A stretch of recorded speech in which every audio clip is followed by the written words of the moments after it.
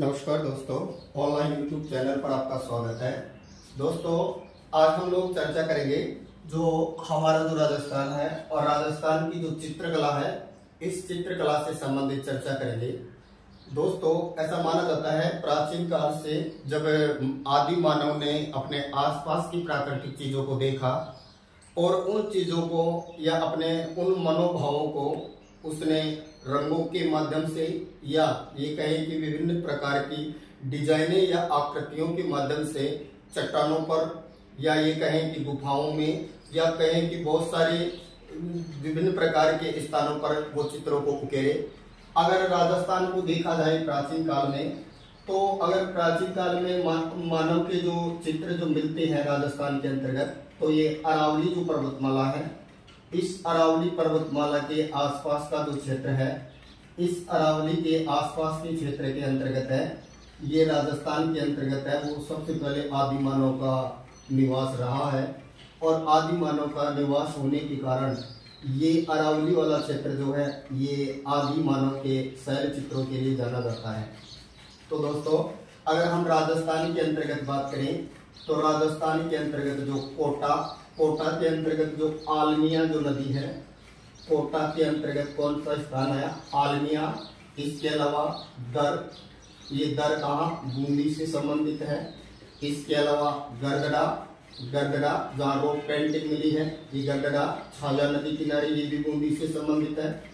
गरगड़ा जगह कहाँ, कौन सी नदी किनारे मिला है? छाजा नदी किनारे मिला है और इसका संबंध कहाँ से है? बूंदी से है। दर कहाँ है? ये दर भरतपुर से है। दर कहाँ है? दर भरतपुर से संबंधित है। और कोटा, तो ये कहें कि जो चंबल नदी का जो एरिया है, इस चंबल नदी के आसपास के जो क्षेत्र है, वहां से आदि मानव के शैल चित्र हैं, वो आज भी देखे जा सकते हैं। दोस्तों, प्राचीन काल में राजस्थान का जो विराट नगर है, प्राचीन काल में जो विराट नगर है वर्तमान का, ये जो विराट नगर है, इस विराट नगर को प्राचीन भारत की चित्रशाला के तौर पर जाना जाता है। प्राचीन भारत की चित्रशाला किसको कहा जाता है? तो विराट नगर जयपुर को कहा जाता है दोस्तों, जो वर्तमान में विराट नगर जिला कोटपुतली के अंतर्गत आएगा। तो जो विराट नगर है, इसको प्राचीन भारत की चित्रशाला के तौर पर जाना जाता है। आदि मानव से संबंधित बहुत सारे नदियों के किनारे जो अरावली की वादियों के अंतर्गत है, आदि मानव से संबंधित बहुत सारे चित्र मिले हैं राजस्थान में। दोस्तों, ऐसा माना जाता है हमारे यहाँ दक्षिणी भारत में महाराष्ट्र के अंतर्गत तो प्राचीन काल में जो चित्रकला की शैली थी अजंता, ये जो चित्रकला की जो अजंता शैली है, इस अजंता शैली का ही एक रूप है जो हमारे यहाँ विकसित हुआ। तो हम बोल सकते हैं अजंता शैली को ही आगे बढ़ाने का काम किया राजस्थान की चित्रकला शैली ने। और ये माना जाता है कि राजस्थान की जो चित्रकला है, इस राजस्थान की जो चित्रकला है, इस चित्रकला का जो जनक माना जाता है राजस्थान में, चित्रकला का जनक माना जाता है, वो माना जाता है महाराणा कुंभा। राजस्थान में चित्रकला का जनक या फिर इसे ये कह सकते हैं हम, राजस्थान में स्थापत्य कला का जनक किसको माना जाता है? स्थापत्य कला का जनक किसको माना जाता है? तो इसका उत्तर भी होगा महाराणा कुंभा। दोस्तों, भारत के अंतर्गत है वो चित्रकला का जनक राजा रवि वर्मा को माना जाता है। राजा रवि वर्मा को भारत में चित्रकला का जनक माना जाता है। लेकिन राजस्थान में चित्रकला का जनक किसको माना है? महाराणा कुंभा को। और राजस्थान में आधुनिक चित्रकला का अगर जनक पूछ ले कि राजस्थान में आधुनिक चित्रकला का जनक कौन माना गया है, तो राजस्थान में आधुनिक चित्रकला का जनक है, ये माना गया है कुंदनलाल मिस्त्री को। कुंदनलाल जो मिस्त्री है, इस कुंदनलाल मिस्त्री को है और राजस्थान में आधुनिक चित्रकला का जनक माना जाता है। दोस्तों, राजस्थान में चित्रकला का जनक या स्थापत्य का जनक कौन है? महाराणा कुंभा। भारत में कौन है चित्रकला का जनक? राजा रवि वर्मा, जो कहाँ के थे दोस्तों? ये केरल के थे। और ध्यान रखिए, राजा रवि वर्मा ने महाराणा प्रताप का फेमस चित्र बनाया था। महाराणा प्रताप का फेमस चित्र बनाया था राजा रवि वर्मा ने, जिसे भारत में चित्रकला का जनक माना जाता है। दोस्तों, ऐसा माना जाता है कि 15वीं से 16वीं शताब्दी के आसपास है, वो राजस्थानी चित्रकला है, इसकी शुरुआत मानी जाती है।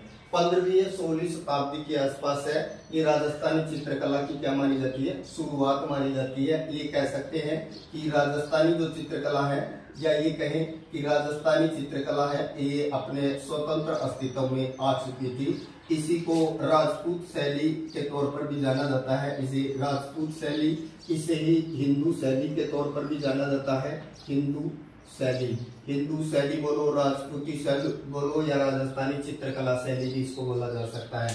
दोस्तों, राजस्थान के जो चित्र हैं, ये चित्र किस किस से संबंधित हैं, तो पंजाब, हरियाणा, हिमाचल प्रदेश के पहाड़ी क्षेत्र और राजस्थान के आसपास के क्षेत्र से संबंधित चित्र बने हुए हैं। राजस्थान के अंतर्गत, राजस्थान के जो चित्र हैं, इन चित्रों के अंतर्गत है वो लाल पीले रंग की प्रधानता रही है, और कहें कि चमकीले या भड़कीले चित्रों का भी प्रयोग किया गया है।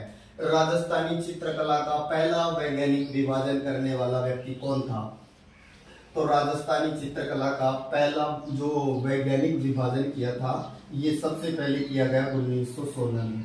राजस्थानी जो चित्रकला है, इस राजस्थानी चित्रकला का सबसे पहले वैज्ञानिक विभाजन तो कब किया गया, तो बात करें ये किसने किया और किसके द्वारा किया गया, तो एक व्यक्ति है जिनका नाम है आनंद कुमार स्वामी। और आनंद कुमार स्वामी ने एक किताब लिखी, उस किताब का नाम है द राजपूत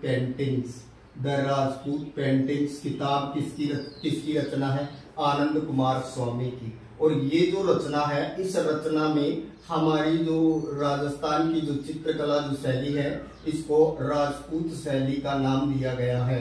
तो राजस्थान की जो चित्रकला शैली है, या ये कहें कि राजस्थानी चित्रकला शैली का पहली बार जो वैज्ञानिक विभाजन किसने किया, तो ये किसने किया, आनंद कुमार स्वामी ने किया। इसने 1916 के आसपास एक ग्रंथ लिखा जिसका नाम है राजपूत पेंटिंग। कब लिखा, 1916 में। और ये माना जाता है कि 17वीं से 18वीं शताब्दी के आसपास का जो समय है, 17वीं से 18वीं शताब्दी के आसपास का जो समय है, ये राजस्थानी चित्रकला का ये स्वर्ण काल माना जाता है। राजस्थानी चित्रकला का स्वर्ण काल है, वो कब माना जाता है, तो 17वीं से 18वीं शताब्दी के आसपास का समय माना जाता है। दोस्तों, तिब्बती इतिहासकार जो लांबा है, तारानाथ लांबा, एक तिब्बती इतिहासकार है, तिब्बत का है, और उसका नाम है तारानाथ लांबा।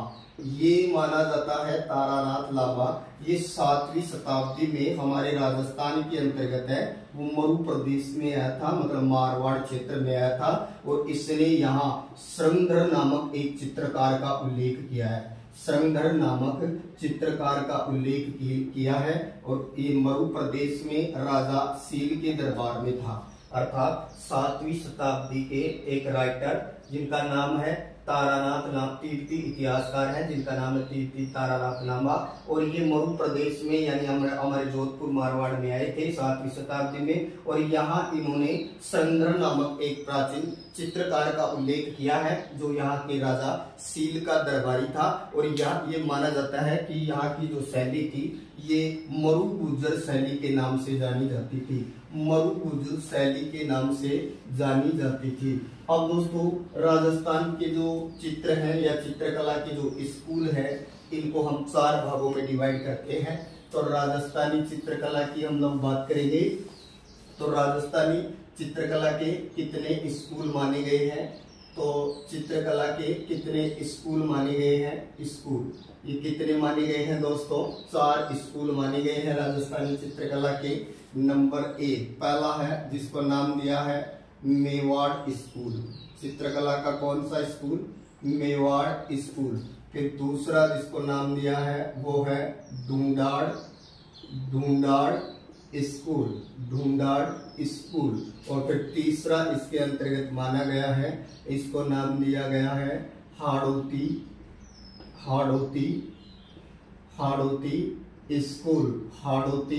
स्कूल। और चौथा पार्ट इसके अंतर्गत किया है वो है मारवाड़ स्कूल। तो बताइएगा राजस्थानी चित्रकला के कितने स्कूल माने गए हैं दोस्तों?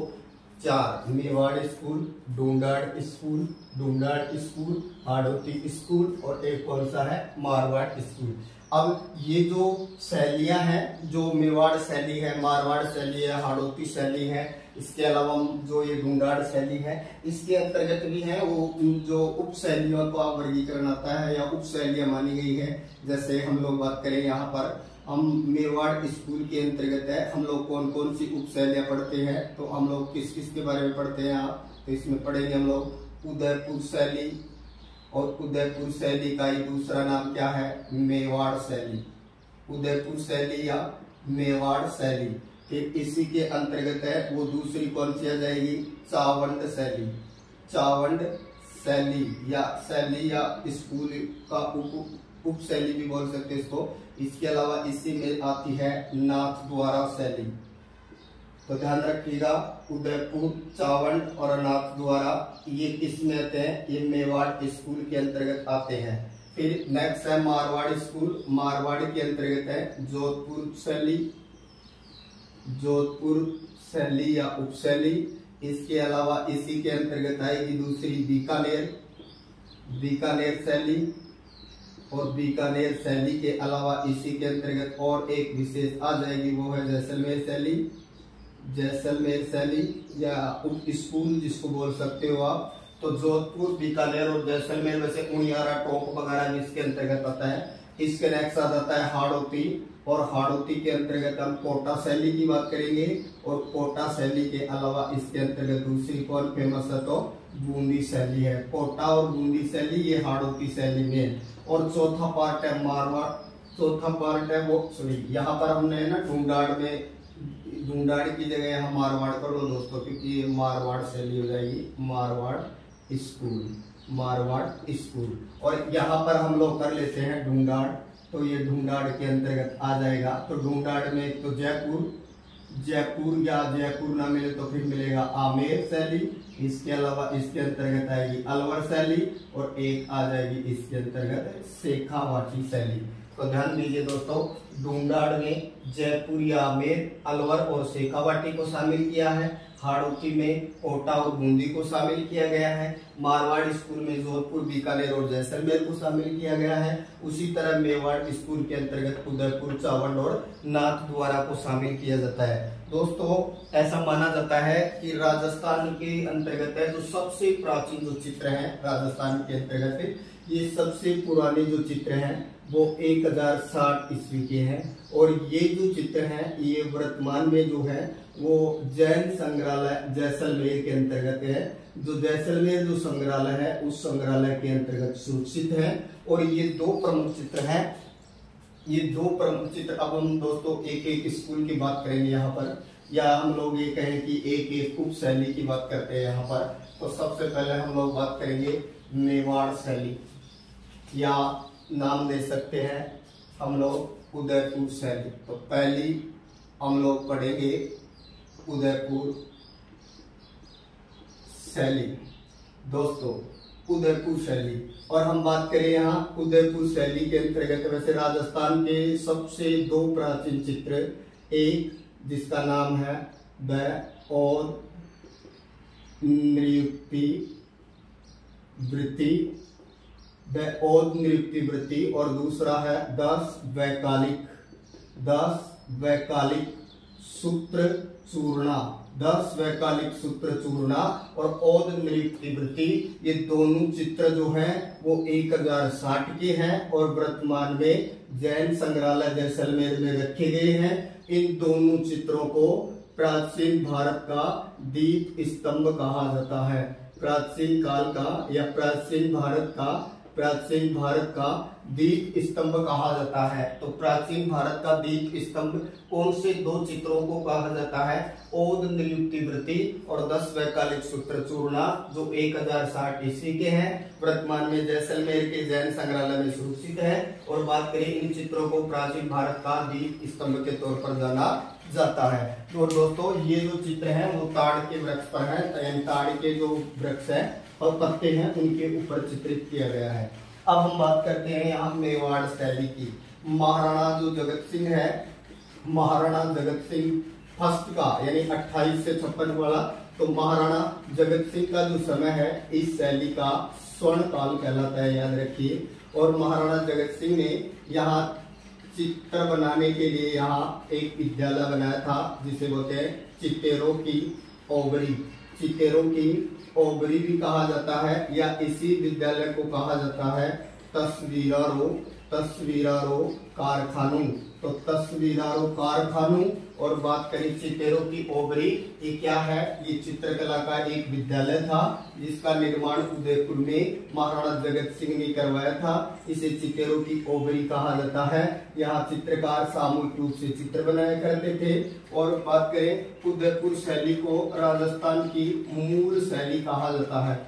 उदयपुर शैली को राजस्थान की मूल शैली कहा जाता है। ये राजस्थान की सबसे प्राचीन शैली है। इस शैली के अंतर्गत है वो लाल पीले रंगों का प्रयोग किया गया है। और इस शैली के अंतर्गत है सर्वाधिक जो वृक्ष में है वो कदम का प्रयोग किया गया है। जबकि हम लोग बात करें कदम वृक्ष का उल्लेख किया गया है यहाँ। इसके अलावा बात करें कि ये उदयपुर शैली का जो सबसे प्राचीन जो चित्र मिला है वो है श्रावक प्रतिक्रमण सूत्र चूर्णा या सूत्र चूर्णी। क्या नाम है चित्रित ग्रंथ का नाम? श्रावक प्रतिक्रमण सूत्र चूर्णा। ये चित्र 1260 का है और महाराणा तेज सिंह के समय चित्रित किया गया था, याद रखिएगा। और इस चित्र को बनाने वाला जो चित्रकार था उसका नाम था कमलचंद्र। तो याद रखिए मेवाड़ शैली का सबसे प्राचीन जो चित्र है वो कौन सा है? श्रावक प्रतिक्रमण सूत्र चूर्णी, जिसका रचयिता कमलचंद्र है। ये 1260 का है जो महाराणा तेज सिंह के समय है चित्रित किया गया था। इसके बाद में दूसरा चित्रित ग्रंथ है वो है सुपाहचर्यम। और यह इसी का दूसरा नाम है पार्श्वनाथचर्यम। और दोस्तों ये माना जाता है ये जो ग्रंथ है ये 1423 का है और इसका संबंध महाराणा मोकल के समय से है। तो महाराणा मोकल के समय का 1423 ईस्वी का जो ग्रंथ मिला है उसका नाम है सुपाहचर्यम या पार्श्वनाथचर्यम। जबकि जो सबसे प्राचीन जो चित्र मिला है उसका नाम क्या है? श्रावक प्रतिक्रमण सूत्र चूर्णा। दोस्तों यहाँ कदम के अलावा नाथ द्वारा के अंतर्गत है वो किसका प्रयोग किया गया है? केले वृक्ष का प्रयोग किया गया है। तो उदयपुर शैली महाराणा जगत सिंह का काल इस शैली का स्वर्ण काल कहलाता है। जगत सिंह ने उदयपुर में चित्तेरों की ओबरी या तस्वीरारो कारखानों नाम से एक विद्यालय बनवाया था। इन्होंने चित्रकला को बढ़ावा दिया और इनका समय चित्रकला के लिए स्वर्ण काल कहलाता है। इसकी के अंतर्गत है दोस्तों जो मेवाड़ स्कूल है, इसी मेवाड़ स्कूल के अंतर्गत है जो दूसरा जो आता है स्थान वो है नाथ द्वारा। तो हम सेकंड की बात करते हैं नाथ द्वारा उपशैली। दोस्तों नाथ द्वारा का प्राचीन नाम है वो सिहाड़ था। नाथ द्वारा और नाथ द्वारा कहाँ है दोस्तों? तो याद रखिए राजसमंद में। नाथ द्वारा का प्राचीन नाम क्या था? सियाड़। और यहाँ पर जो श्रीनाथ जी की मूर्ति की स्थापना की गई। और ये जो शैली है वो किसके लिए जानी जाती है? तो अपनी पिछवाइयों के लिए जानी जाती है। और इसी शैली को वल्लभ शैली के नाम से भी जाना जाता है। और नाथ द्वारा शैली जो है महाराणा राज सिंह का जो समय है इस शैली का स्वर्ण काल कहलाता है। महाराणा राज सिंह का समय इस शैली का क्या कहलाता है? स्वर्ण काल कहलाता है, जो 1652 से 1680 तक का माना जाता है। दोस्तों नाथ द्वारा शैली जो है इस श्रीनाथ जी के पीछे लगने वाली अपनी पिछवाइयों के लिए प्रसिद्ध है। दोस्तों अगर चित्रांकन कपड़े पर किया जाता है तो वो फड़ कहलाता है। लेकिन अगर चित्रांकन कास्ट यानी लकड़ी पर किया जाता है तो हम उसको कावड़ बोलते हैं। लेकिन अगर चित्रांकन कागज पर किया जाता है तो उसको पाना कहा जाता है। याद रखिए कागज पर अगर चित्रकारी की गई है तो उसे पाना कहा जाता है और कास्ट पर की गई है तो उसको कावड़ कहा जाता है और कपड़े पर किया गया चित्रांकन है तो उसको फड़ कहा जाता है। लेकिन अगर मोम के कागज और मोम पर किया है, मोम व कागज के साथ में या मिट्टी के साथ में किया गया है तो फिर उस चित्र को कार्तिक कहा जाता है, याद रखिएगा। अगर मोम का प्रयोग किया गया है तो फिर उस चित्र को कार्तिक कहा जाता है। दोस्तों, नाथ द्वारा शैली में अगर पशु में बात करें तो गाय का सर्वाधिक चित्रांकन मिलता है। अगर हम लोग वृक्ष में बात करें तो सर्वाधिक जो चित्रण है वो केला का मिलता है। अगर हम लोग पक्षी में बात करें सबसे पहले तो यहाँ चकोर पक्षी, चकोर का उल्लेख वैसे मेवाड़ के अंतर्गत मिलता है। इसके अलावा यहाँ फेमस भगवान श्री कृष्ण से संबंधित मोर का चित्रांकन भी यहाँ से मिलता है। यहाँ की महिलाओं की सुराहीदार गर्दन के तौर पर भी ये जगह प्रसिद्ध है। अन्नकूट महोत्सव के लिए भी नाथद्वारा को जाना जाता है। दोस्तों, अगली जो चित्रकला का जो इसी के अंतर्गत जो अगला जो स्कूल है इस शैली का वो है चावंड। दोस्तों, महाराणा प्रताप की आपातकालीन राजधानी रहा चावंड। चावंड कहाँ है? उदयपुर में है। यानी ये कहें कि जो चावंड जो जगह है, इस चावंड जगह की शुरुआत मानी जाती है महाराणा प्रताप ने 1585 के आसपास यहाँ अपने चावंडिया भील को हराया। यहाँ चावंडिया भील को हरा करके और चावंड की स्थापना की और यहाँ पर एक माता का मंदिर बनवाया था, चामुंडा माता का।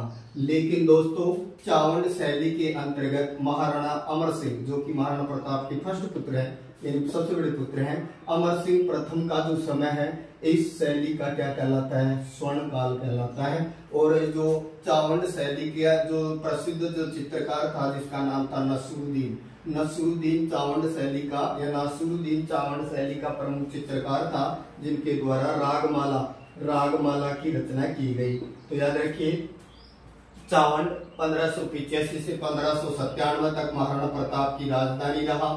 चावंड को चावंडिया भील को हरा करके बसाया गया था। आपातकालीन राजधानी थी महाराणा प्रताप की। चावंड में चामुंडा माता का मंदिर बना हुआ है। चावंड शैली की यानी स्वर्ण काल की अगर बात करें तो अमर सिंह प्रथम का समय चावंड शैली का स्वर्ण काल कहलाता है। और नसरुद्दीन यहाँ का प्रसिद्ध चित्रकार था, जिनके द्वारा यहाँ रागमाला सेट का निर्माण किया गया। इसके नेक्स्ट दोस्तों दूसरा स्कूल है आपका, वो है मारवाड़ स्कूल। तो अब हम बात करते हैं मारवाड़ स्कूल की। दोस्तों, ये माना जाता है कि जो मारवाड़ स्कूल है, इस मारवाड़ स्कूल के अंतर्गत एक तो कौन सी जो आपकी उपशैली शामिल है वो है जोधपुर। और जोधपुर जो उपशैली है, इसके अलावा इसमें दूसरी कौन शामिल होगी? तो दूसरी होगी बीकानेर। और बीकानेर के अलावा तीसरी जो इसमें स्कूल या उपशैली शामिल होगी वो होगी जैसलमेर।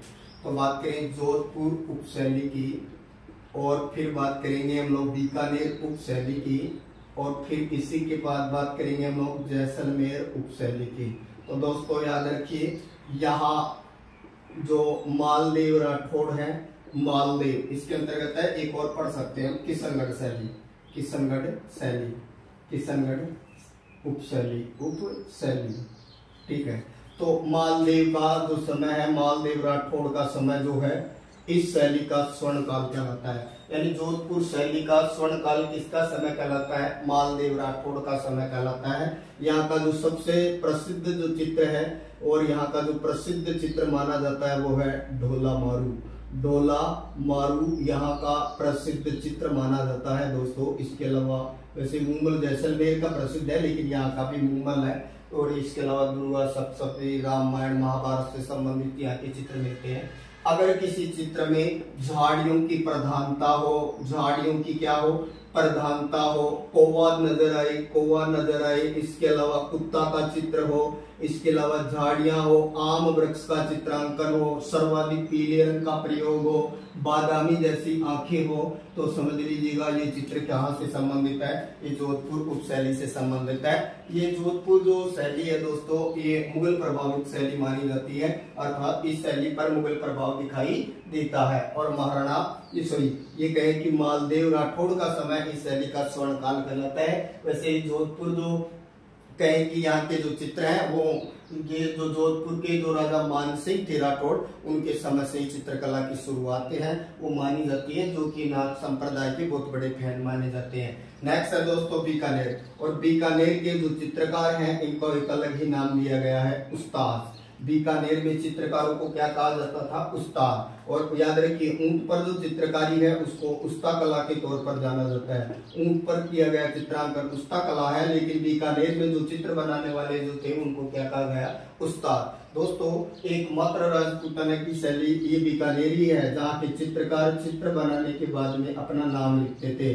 तो याद रखिए कौन सी शैली के चित्रकार जो है वो चित्र बनाने के बाद में नीचे अपना नाम लिखते थे, तो वो बीकानेर शैली के चित्रकार थे। और ये बीकानेर के चित्रकार क्या कहलाते हैं, ये उस्ता कला में प्रवीण होते हैं, यानी ऊंट के जो ये कहीं के बालों पर जो डिजाइन वगैरह या आकृतियां बनाने में माहिर होते हैं, तो ये उस्ता कला में प्रवीण होते हैं और उस्ताद कहलाते हैं ये। और याद रखिएगा यहाँ महाराजा अनूप सिंह का जो समय है, महाराजा अनूप सिंह का जो समय है वो इस बीकानेर शैली का स्वर्ण काल कहलाता है। तो बीकानेर चित्रकला शैली का स्वर्ण काल महाराजा अनूप सिंह के समय का है। जबकि बात करें जोधपुर के तो मालदेव राठौड़ का समय है। फिर आता है जैसलमेर, और जैसलमेर जो है यहाँ का जो स्वर्ण काल है ये है मूलराज का समय।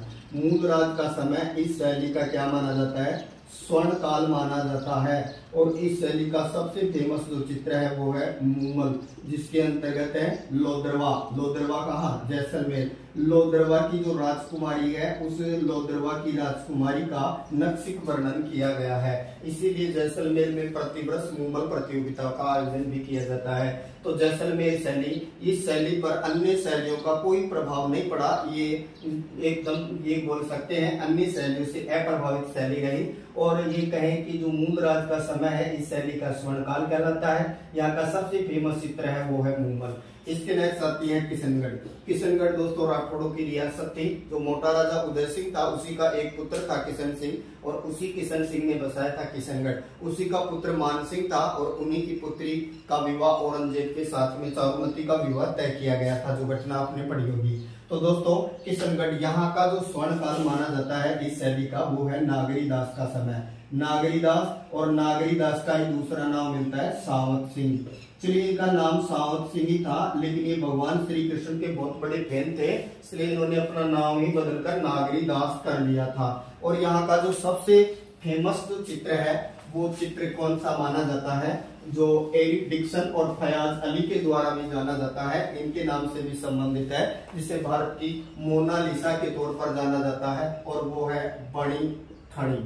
बड़ी ठणी, तो बड़ी ठणी का संबंध कौन सी चित्रकला की उपशैली से है, तो इसका संबंध किशनगढ़ उपशैली से है। और बड़ी ठणी को राधा के रूप में चित्रित किया गया है। इसे भारत की क्या कहा जाता है, भारत की मोनालिसा कहा जाता है। बड़ी ठणी की एक प्रति आज भी ये जो किशनगढ़ संग्रहालय है ये उसके अंतर्गत हम देख सकते हैं, जबकि एक अल्बर्ट म्यूजियम के अंतर्गत है ये रखा गया है। बड़ी ठणी के ऊपर है 5 मई 1973 को 20 पैसे का डाक टिकट भी जारी हो चुका है।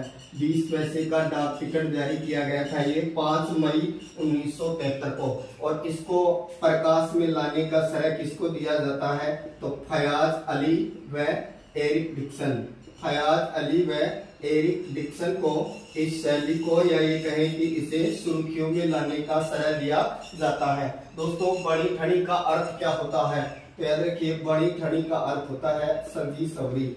इसे भारत की मोनालिसा के तौर पर जाना जाता है बड़ी ठणी ये। और इसके अंतर्गत नाक में आभूषण को ध्यान रखिए, बहुत बार परीक्षा में पूछा जाता है बेसरी। बेसरी नामक जो आभूषण है वो बड़ी ठणी के नाक के अंतर्गत दर्शाया जाता है। यहाँ लंबी अंगुलियां, लंबी बेड़ी, चोटियां, सुराईदार गर्दन, मीन सदृश यानी मछली की सी आंखें, यहाँ की चित्रकला में महिलाओं से संबंधित विशेषताएं मिलती है। इसकी नेक्स्ट दोस्तों अगला जो चित्रकला का जो स्कूल है वो है ढूंढाड़।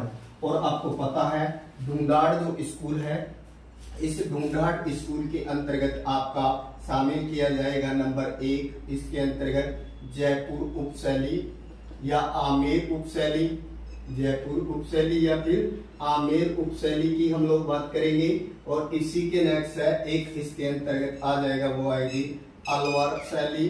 और अलवर शैली के अलावा तीसरी इसके अंतर्गत शामिल की जाएगी वो है शेखावाटी शैली। तो दोस्तों याद रखिएगा सबसे पहले जो सर्वाधिक मुगलों से प्रभावित शैली कौन सी थी, जिस पर सबसे ज्यादा मुगलों का प्रभाव पड़ा, तो याद रखना वो जयपुर या आमेर शैली को ही माना जाता है। जयपुर शैली तो यहाँ महाराजा प्रताप सिंह के समय से चित्रकला की विशेष शुरुआत मानी जाती है। इसके अलावा बात करें तो अंग्रेजों के समय महाराजा राम सिंह सेकंड का समय भी इस शैली के स्वर्ण काल के तौर पर जाना जाता है। बट अगर आमेर देकर पूछ ले तो आमेर के अंतर्गत है मानसिंह, और मानसिंह के अलावा जयसिंह ने यहाँ पर है ना चित्रों को बढ़ावा दिया है या चित्रकला को बढ़ावा दिया है। दोस्तों, कुरान पढ़ती शहजादी, राजकुमारी भीख देती हुई भिखारी को, इसके अलावा दरबार के दृश्य, इसके अलावा युद्ध वगैरह के दृश्य, इसके जो ये कहें कि पीपल वगैरह के दृश्य ये यहाँ पर देखे जा सकते हैं। यहाँ बरगद व पीपल का सबसे ज्यादा चित्र मिलता है। रंगों में पीला व हरा रंग की प्रधानता मानी जाती है। इसके अलावा दोस्तों, इस शैली पर सबसे ज्यादा मुगलों का प्रभाव पड़ा और यहाँ पर माना जाता है कि ईश्वरी सिंह के समय यहाँ एक चित्रकार हुआ था जिसका नाम था साहिब राम ने सबसे पहले ईश्वरी सिंह का आदम कद चित्र बनाया था। तो याद रखिए, सबसे पहले पोर्ट्रेट जिसको बोला जाता है, पोर्ट्रेट या आदम कद चित्र पहला किसका बनाया गया था? ईश्वरी सिंह का बनाया गया था, जयपुर वाले का। और जो बनाने वाला जो चित्रकार था वो कौन था? तो साहिब राम को माना जाता है। दोस्तों, ये जो जयपुर जो उपशैली है, इस जयपुर उपशैली पर मुगल प्रभाव दिखाई देता है, क्योंकि ये सबसे पहले जो वैवाहिक संबंध जो है वो ये इसी रियासत ने स्थापित किए थे। जयपुर में जहाँ चित्रकार सामूहिक रूप से चित्र बनाते थे उसे क्या कहा गया? सूरत खाना क्या था? तो जयपुर में वो जगह जहाँ चित्रकार सामूहिक रूप से चित्र बनाया करते थे उसे ही सूरत खाना कहा गया। अब दोस्तों नेक्स्ट ये अलवर शैली। याद रखिए, सबसे ज्यादा ईस्ट इंडिया कंपनी से प्रभावित, या ये कहें कि सबसे ज्यादा अंग्रेजों से प्रभावित जो शैली थी वो कौन सी थी? अंग्रेजों का सबसे ज्यादा प्रभाव किस शैली पर पड़ा? तो वो अलवर चित्र शैली ही है। इसीलिए इसके अंतर्गत है कुंज विहार, बाग, बगीचा, उपवन इनके चित्र मिलते हैं। इसके अलावा एकमात्र यही एक जगह है जहाँ वैश्याओं के चित्र भी मिलते हैं। तो राजस्थान में केवल वैश्याओं के चित्र हैं वो अलवर शैली में मिलते हैं। इसके अलावा बात करें तो यहाँ गणिकाओं को दर्शाया गया है, यानी वैश्याओं के चित्रों को दर्शाया गया है। इसके अलावा यहाँ का जो फेमस जो चित्र है वो है गुलिस्ता जिसे जवाहरातों की शाही से तैयार किया गया है, जिसे बलराम और नूर मोहम्मद नामक चित्रकार ने इन्हें तैयार किया है। ये जवाहरातों की शाही से तैयार किया गया ग्रंथ है गुलिस्ता। तो गणिकाओं के चित्र या कामवृत्ति के चित्र सर्वाधिक अंग्रेजों से प्रभावित, और कुंज विहार, बाग, बगीचे इनसे संबंधित जो चित्र मिलते हैं वो कौन सी शैली में मिलते हैं? अलवर चित्रकला की शैली में मिलते हैं। और याद रखिए, विनय सिंह का जो समय है इस शैली का स्वर्ण काल माना जाता है। महाराजा जो विनय सिंह है उस विनय सिंह का समय इस शैली का क्या माना जाता है? स्वर्ण काल माना जाता है। दोस्तों, विनय सिंह के पिता बख्तावर सिंह, इनके समय से ही चित्रकला को बढ़ावा मिला। बख्तावर सिंह के बाद में बढ़ावा दिया विनय सिंह ने, और विनय सिंह का जो समय है इस शैली का क्या कहलाता है? स्वर्ण काल कहलाता है। नेक्स्ट है शेखावटी। दोस्तों, शेखावटी ये आला गीला जो पद्धति है उसके लिए प्रसिद्ध है, या इसी को जाना जाता है फ्रेस्को बुलो और फ्रेस्को बुनो। इसे आला गीला या अरायस पद्धति के तौर पर जाना जाता है। दोस्तों, इसमें होता क्या है? गीले पलस्तर पर चित्रकारी की जाती है। और शेखावाटी जो चित्रकला है ये अपनी ओपन आर्ट गैलरी, खुली कला दृग्या के लिए जाना जाता है। दोस्तों, शेखावाटी जो है वो अपने भित्ति चित्रों के लिए भी प्रसिद्ध है। तो शेखावाटी की चित्रकला शैली की अगर विशेषता की बात करें तो ये फ्रेस्को बुनो, फ्रेस्को सेको यानी आला गीला या अरायस पद्धति है जो गीले पलस्तर पर ही चित्रकारी वगैरह की जाती है। शेखावाटी ओपन आर्ट गैलरी के लिए प्रसिद्ध है, और ये कहें कि ये अपने भित्ति चित्रों के लिए भी जानी जाती है। अब दोस्तों, अब जो आपका ये जो स्कूल था इसके बाद में बच जाता है आपका हाड़ौती स्कूल। लास्ट है हाड़ौती स्कूल। और जो हाड़ौती स्कूल है, इस हाड़ौती स्कूल में आप किस किस को शामिल करते हो? तो नंबर 1 इसके अंतर्गत आप बूंदी को शामिल करते हो और नंबर 2 आप कोटा को शामिल करते हो। तो ध्यान रखिए, बूंदी राजस्थानी चित्रकला का प्रारंभिक स्थान, राजस्थानी चित्रकला का प्रारंभिक स्थान कौन माना गया है? बूंदी। बूंदी के जो चित्र हैं ये पशु पक्षियों के लिए जाने जाते हैं, इसलिए बूंदी शैली को राजस्थान की पशु पक्षियों वाली शैली के तौर पर जाना जाता है। ये राजस्थानी चित्रकला का मूल या प्रारंभिक केंद्र भी माना जाता है, मूल या प्रारंभिक केंद्र भी माना जाता है। दोस्तों, बूंदी शैली के अंतर्गत है जो राव सुरजन सिंह का जो समय है इस शैली का स्वर्ण काल कहलाता है। इसके अलावा बात करें तो ये जो है वो भित्ति चित्रों के लिए भी प्रसिद्ध है, भित्ति चित्रों के लिए भी प्रसिद्ध है। और ये भी ध्यान रखिएगा, महाराजा उम्मेद सिंह से संबंधित यहाँ की जो चित्रशाला है या रंगशाला जिसको कहा जाता है, ये भी यहाँ की बहुत प्रसिद्ध है। तो राजस्थानी चित्रकला का प्रारंभिक केंद्र कौन रहा? तो बूंदी रहा। इसे पशु पक्षियों की शैली के तौर पर जानते हैं। और दोस्तों याद रखिएगा, जो नाचता हुआ मोर, नाचता हुआ मोर यहाँ की एक सबसे हटकर विशेषता है, याद रखना। नाचता हुआ मोर बूंदी शैली की सबसे अलग से पहचान है। इसके अलावा यहाँ बात करें तो वृक्ष में यहाँ पर है ना खजूर का विशेष है उल्लेख किया गया है। इसके अलावा नाचता हुआ मोर का यहाँ पर उल्लेख मिलता है। फिर बात करें दोस्तों कोटा, तो ये कोटा जो है और कोटा जो उप शैली है इसके अंतर्गत है जो महाराजा जो राम सिंह है, ये राम सिंह के समय भी यहाँ पर बहुत सारे चित्र बनाए गए। इसके अलावा बात करें कि ये जो कोटा के अंतर्गत है, यहाँ युद्ध के दृश्य विशेष है। युद्ध के दृश्य की अगर हम लोग बात करें तो ये कोटा शैली में हमें दिखाई देंगे। इसके अलावा शेर के दृश्य, शेर के चित्र मिलते हैं यहाँ। और सबसे अलग बात यह है कि यहाँ महिलाओं को भी युद्ध करते हुए या शिकार करते हुए दर्शाया गया है। महिलाओं को या रानियों को भी युद्ध या शिकार करते हुए कौन सी शैली में दिखाया गया है? तो याद रखिए, कोटा शैली के अंतर्गत दिखाया गया है। और ये जो कोटा शैली है, इस शैली के अंतर्गत दरबार वगैरह के भी दृश्य मिल जाते हैं। और याद रखिएगा, डालू राम और एक वह नूर मोहम्मद यहाँ के प्रसिद्ध चित्रकार हैं। डालू राम और नूर मोहम्मद यहाँ के प्रसिद्ध 2 चित्रकार हैं। इसके अलावा दोस्तों याद रखिए, कलीला दमना क्या है? तो कलीला दमना जो है वो मेवाड़ के अंतर्गत है। जो पंचतंत्र की जो कहानी है, उस पंचतंत्र की कहानी से संबंधित 2 पात्र हैं, यानी 2 गीदड़ हैं। एक अच्छे स्वभाव का है, एक बुरे स्वभाव का है। तो कलीला दमना का संबंध कौन सी चित्रकला शैली से है? तो याद रखिएगा, इसका उत्तर क्या होगा? कलीला दमना मेवाड़ से होगा। एक बार पूछा गया था कि कमला व इलायची नामक जो चित्रकार हैं, इनका संबंध किस शैली से माना जाता है? तो याद रखिए, कौन सी शैली से है? नाथद्वारा शैली से है। अमरचंद चांदनी रात की संगोष्ठी, ये चित्र जो है चांदनी रात की संगोष्ठी, ये जो चित्र है ये किसके द्वारा निर्मित है? अमरचंद के द्वारा बनाया गया चित्र है। अमरचंद के द्वारा चांदनी रात की संगोष्ठी। राजस्थान में सबसे प्राचीन चित्र जैसलमेर में जो रखे हैं, जो 1060 के हैं, जो ताड़पत्र पर हैं, जिनका नाम है औद निरुक्ति वृत्ति और 10 वैकल्पिक सूत्र चूर्णी, जिन्हें भारतीय मूर्तिकला के चित्रकला के दीप स्तंभ के तौर पर जाना जाता है। और ये दोनों ही चित्र जो है वो कहाँ रखे हैं? तो जैसलमेर में जो जैन संग्रहालय है उसके अंतर्गत रखे हैं। चैनल को लाइक करें, सब्सक्राइब करें। थैंक यू दोस्तों।